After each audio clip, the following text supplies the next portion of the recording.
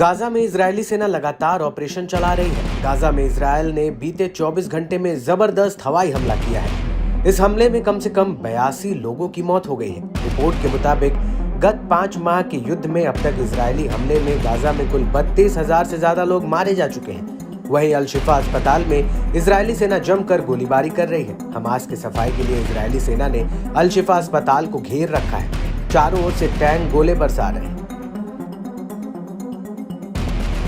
वहीं इस बीच हमास की मिलिट्री विंग ने एक वीडियो जारी किया है जिसने सबके रोंगटे खड़े कर दिए हैं। हमास का दावा है कि उसके लड़ाकों ने गाजा शहर में अल शिफा मेडिकल कॉम्प्लेक्स के आसपास इजरायली सैन्य वाहनों को खदेड़ दिया है। इस वीडियो में भी यही दिखाया गया है। एक बयान में अल कसम ब्रिगेड ने पुष्टि की है कि उसके लड़ाकों ने अल यासीन 105 एंटी आर्मर गोले का उपयोग करके 3 इजरायली टैंक और एक बख्तरबंद कार्मिक वाहन को निशाना बनाया और अल शिफा अस्पताल के आसपास मोर्टार फायर के साथ इजरायली कब्जे वाले बलों को भी निशाना बनाया। यही नहीं, खान यूनिस के पश्चिमी क्षेत्र में अग्रिम मोर्चे से लौटने के बाद 2 अल यासीन 105 गोले का उपयोग करके इजरायली मरकवा टैंक को निशाना बनाने की भी पुष्टि की गई है।